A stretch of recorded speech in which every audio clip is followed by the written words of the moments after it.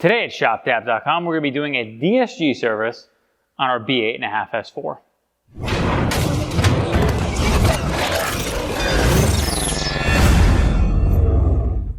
Okay, so today we're going to be doing a DIY on how to do a DSG service on our B8.5 S4. So we've had a bunch of questions. Number one, we had a lot of people requesting this, but we've also had a lot of questions around parts to replace when doing this particular service. So we actually have a couple different kits, but I want to go over the differences and what is something that I would say is necessary versus what people tend to do. So if you look at the kit we have here, we're missing, this isn't everything that we include in the kit, but this is basically the main contents of it, which includes 7 liters of OEM DSG oil, and then the internal filter and the external filter, and then obviously a pan gasket, because if you're going to be doing the internal filter, you want to replace that. We've had a lot of questions because essentially there was a precedent set that there were people who made kits that look similar to this, which included the internal filter. And so this gave, I think, in my opinion, this gave people the impression that the internal filter was a requirement when doing this service. So if you were to go to an Audi dealer, they would only be replacing this little guy. This is the only serviceable filter. It's accessible from the outside of the vehicle and has a canister that you remove to do it, which you'll see when we do our DIY. But the internal filter is something that is not as a recommended service interval. We are going to show you the process of doing both, just so that if you are the type of person who is looking for that extra mile of preventative maintenance, that type of stuff, you want to make sure the internal filter is clean and is in good shape. So we're going to be showing you this process with the complete setup, and then obviously you could instead, it would be much easier if you were doing it without dropping the pan and replacing that gasket and all that stuff. So with that said, we're going to go ahead and into our install, and we offer this with a couple different things, including OEM fluid and then some liquid moly and Motul options as well. So we're just showing the OEM mostly just because it's what we have around for this particular video, and let's get into our install. All right, here we are under our vehicle. We have the belly pan removed, the front and the rear section, and that's not something that we're showing in this DIY necessarily. And we're going to be working right here. So this is the transmission pan, and then you have your subframe or your brace here. So this is what we're going to be removing so that we can drop our pan. If you were actually going to do this, probably similar to what you'd be looking at a dealer level where you're just going to replace the external filter, you shouldn't actually have to drop this. You can access the drain plug and the fill plug without any problem, so you can actually do this service without dropping this brace. Okay, so we're going to start with our triple squares in the front here. 14 millimeter triple square. These are pretty tight. So we have a breaker bar, and we're going to break these loose,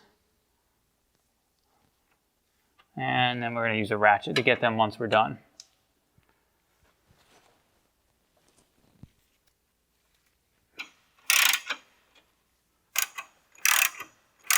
We're going to break our 18s loose.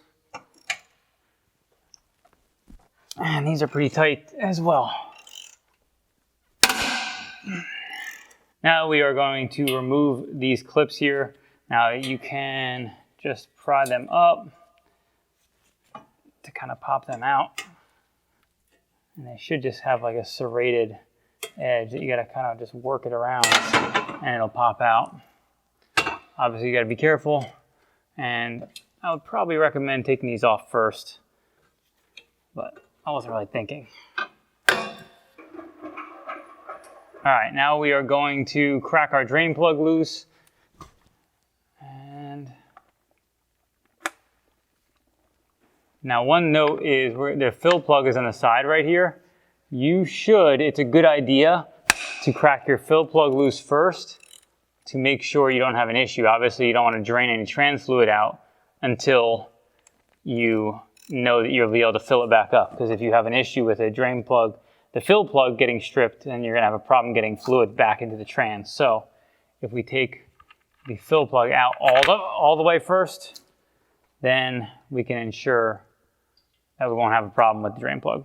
Now, because we have that fill plug out, when you hit this drain plug, this thing's going to drain pretty quick. And obviously, we lost some fluid from the fill plug as well. And you can see there, it's a pretty steady stream. It does look fairly clean. I'm not sure about the condition of it. This car does have really high mileage, but may have been serviced at some point in the recent past. We don't have the detail on that. It doesn't smell right. Okay, so something that I can say seems a little bit odd about this particular fluid that's in here is this does not smell correct.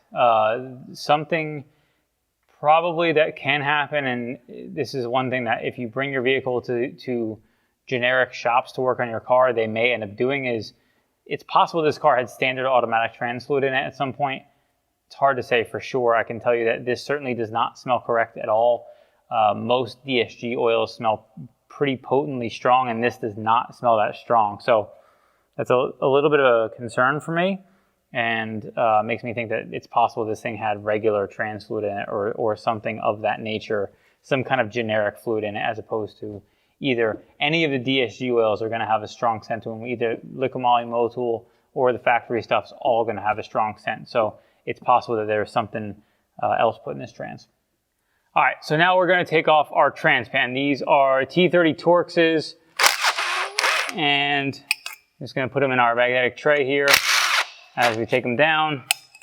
And all right, this one we're just going to leave on for right now, just so that we have some holding it in place while we're taking the rest of these off. I'll leave one on either end, and then we'll take the final two off. I suspect this might actually stay in place, and we might need to pry it off. Last one on this side, and last one on that side. So I was correct, all of our bolts are out, and all we need to do is pry this thing down.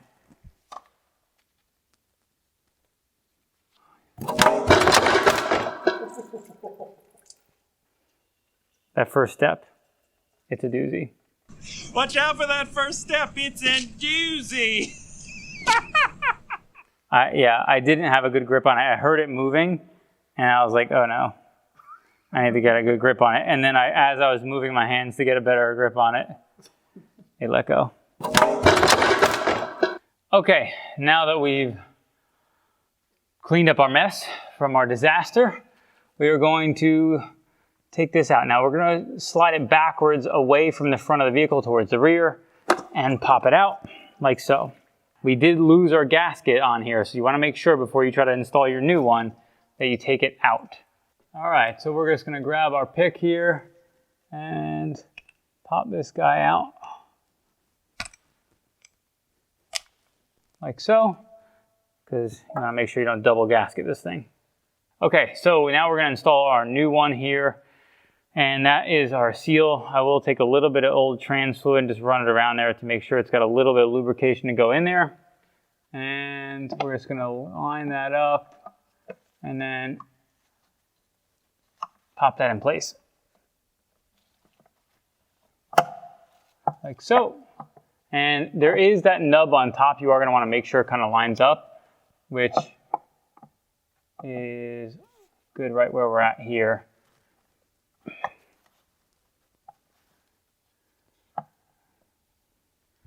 And we're all set to install our new gasket. So we have our trans pan here, and we've cleaned it out for the most part. And all we're going to do is pop this off to replace our gasket.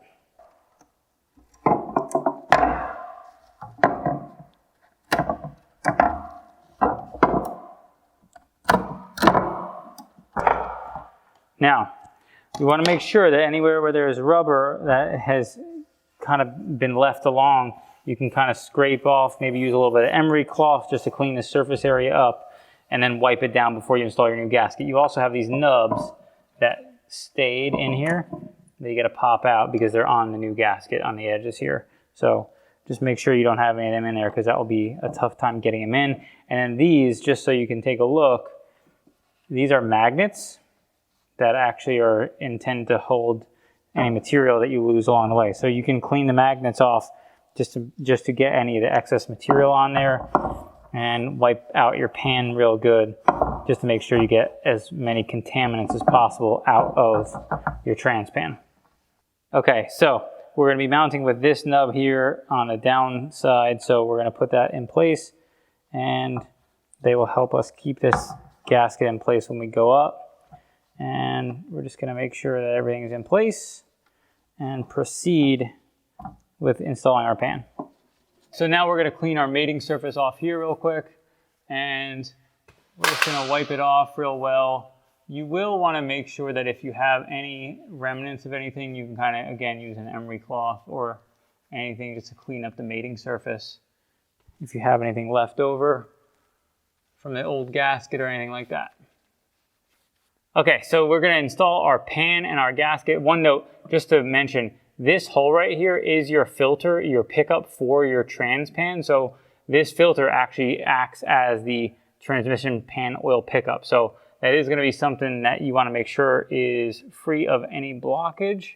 And we're gonna throw this pan up and get this mounted in place. And just a note, that nub that was sticking on this pan, this filter, if you don't have it mounted in the correct place, it might block you from going up all the way. So if you can't get it to where it mates with the trans properly, it's probably because that filter is not seated in place properly. It's why they have that nub on there, is to allow you to center it where it belongs. All right. And we're gonna get the rest of these threaded in place. Okay, so we have snugged all of our bolts up just to make sure that they're all tight. You are gonna wanna make sure you kind of make a cross pattern as you're tightening these up to make sure that you keep them kind of keeping this thing flat while you tighten it. And then we will be torquing these, and we'll show you that torque spec on screen right now so you can properly torque these things. All right, now our pan is on, and we're gonna just put this drain plug back in place. We have a new drain plug and a new washer. And we're gonna get that on here and then get it snugged up and torqued in place. We'll also include this torque spec as well. Okay, so here we are, we're looking at our filter here. This is the filter that you would replace as per Audi, and it is the external one. You do not need to drop the pan. And we have a 17 millimeter on here, and break that loose. We're probably gonna lose a little bit of fluid here. And looks like our filter stayed in there, so we just gotta pop that guy out. Okay, so here we have our filter housing, and the only thing we're gonna be doing is swapping over this seal here for a new one. So there's our old one, take our new one. You will want to maybe take a little bit of old fluid just to get it lubed up. And then just pop that on. And we are ready to put that back in place. So we're installing this filter. We are going to take a little bit of this old fluid here real quick and just lube up this end here, because there's a seal where we're going to pop this thing in place. So this seal is on this side. We're going to pop that in place, and we can kind of just rotate it, pop that seal in place, and then we can put our cap on the end here and then snug this thing up. And then we're going to tighten this up here, and then we'll be all set. Okay, so now we have to fill our transmission. So what we're going to do is take our fill plug here. We have this tool that's going to mount to our bottle, and we're going to run this from up top all the way down to the bottom. Now we have other stuff that's going to be coming that's actually fluid pumps that you can actually pump this stuff in here faster. Doing the gravity method, it works great. It is going to take a little bit longer as opposed to the pump method. I've seen people talk about cheap pumps to use with this. Ours isn't going to be cheap. It's going to be more of a intermediate to professional grade tool. Not going to use pressurized air, but it's going to be a pump that's going to get the fluid in there quick. But let's go up top and drop this thing down and get this thing into our fill plug hole, and then we can show you the gravity feed. So here we have our gravity fill tool. We're going to drop this hose down here, and you're going to want to get it to the obviously this side of the bell housing to make sure you can get that mounted in place. So once you get that fed in towards that back corner, you'll see kind of daylight through the bottom, and then you can go back down to the bottom to get this thing put in place. Okay, so when we came down here, our hose actually was hanging down, and we're going right here into our fill hole. I'm gonna make sure you get, I would probably push up the excess, that way you tend to not pull it, and you'll have whatever excess you need, and this won't pop out, because if you pull too hard, you may end up coming out of your hole here. So what we're gonna do is go back up top and fill until we see spilling out of the side. So what you're gonna wanna do is put a drain pan under this. So we're gonna put one on the floor here, and we're gonna go up top. All right, so here we have our fluid and we have our hose here. We just have a regular hose we're dealing with. And the reason why, normally this is a hose actually from our DSG tool, but because these are a little bit different because of the threads of them, you actually are gonna go ahead and just use this spout that's in there to fill. So what I'm gonna do is, because it fits right inside of this hose, I'm going to try not to make a mess, slide it on there, and then we can use gravity to fill that thing up. So again, what we're gonna be doing is filling with as many bottles as it takes to start pouring out from that fill hole. Then we're gonna stop filling and actually go through the rest of our proper fill procedure, which includes a scan tool that we're gonna show you after we're done with this. So we're gonna fill this until it drips. And what you can do is actually take a screwdriver or a pick or something like that and poke a hole here to allow more air to go into the bottle. So if you take this here and just punch a small hole,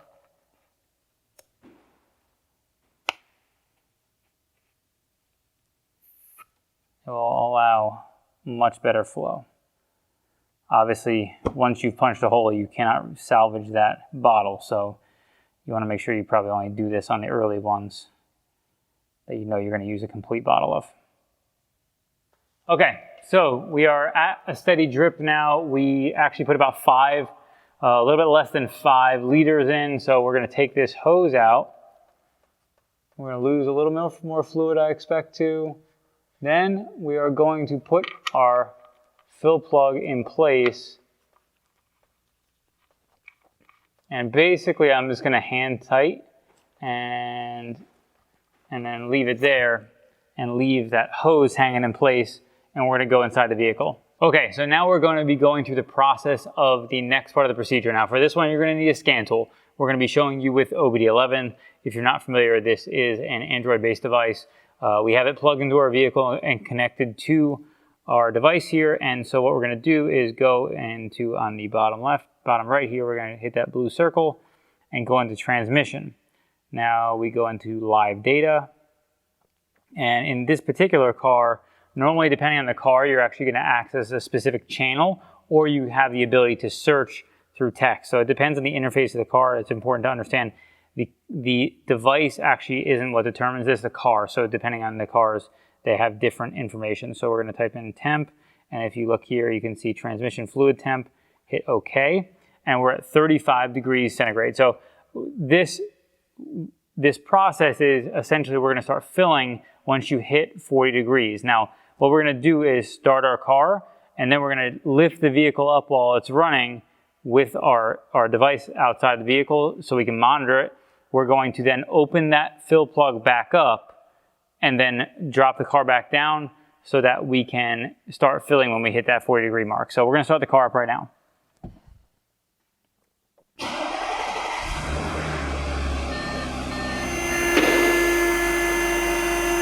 Okay, so now we have our engine running. We're taking our fill plug out.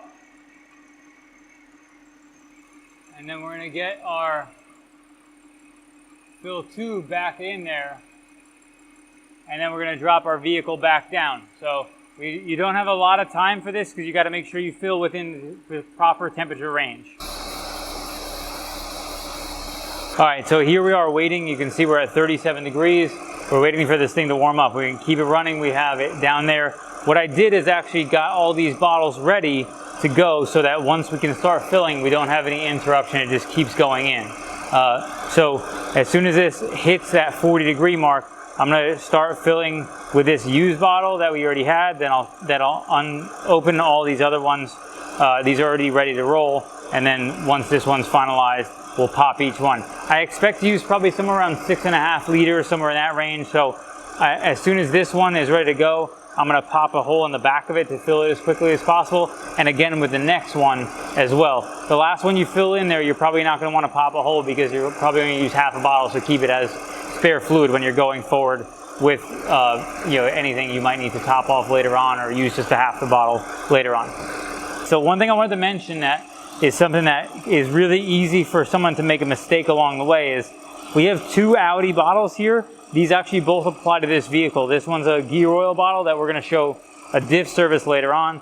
This one is a DSG bottle. I actually grabbed this one because we had a bunch of stuff for this car all in one place, and they're different part numbers. One says gear oil, the other one says double clutch transmission fluid.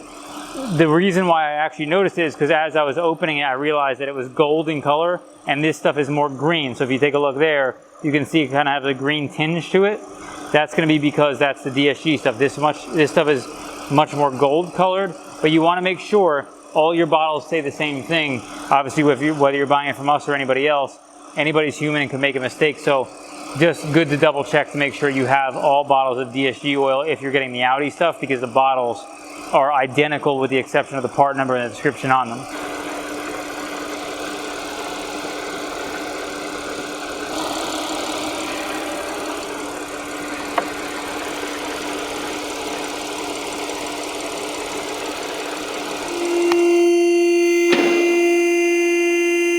So you can see we had a steady stream, we lifted it up. We're gonna pull this out real quick and get our drain plug in place. Obviously be a little careful because it does get mighty hot.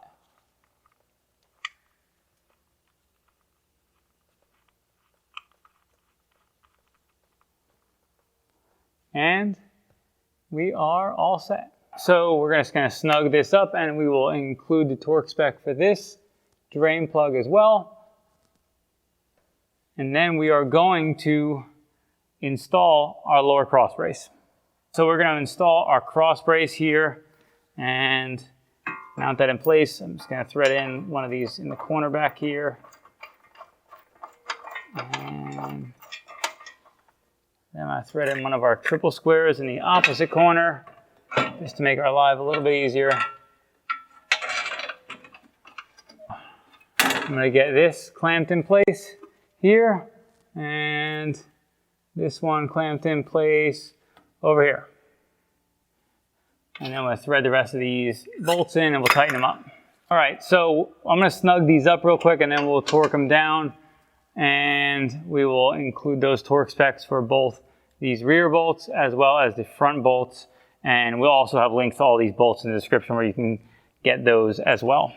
And we have completed tightening everything down. We're gonna throw in our splash shield and then you have completed your install. All right, so we have completed the install. A couple notes I wanted to mention.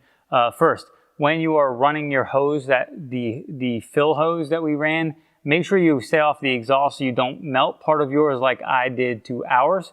The other note is that once you're finalized, a good thing to check through before you finalize everything you're doing is to start your car and just make sure you can kind of put it in each gear to make sure that it's actually going to catch in place. So we're gonna put in park, make sure that the car is gonna move, neutral, go into drive, make sure it's gonna go forward, and obviously running through everything. You will wanna complete a test drive after you've done everything here, but we have now completed this part of our install. If you like this video, be sure to give it a thumbs up and subscribe for more like it, and links to everything that we have talked about in the description below today.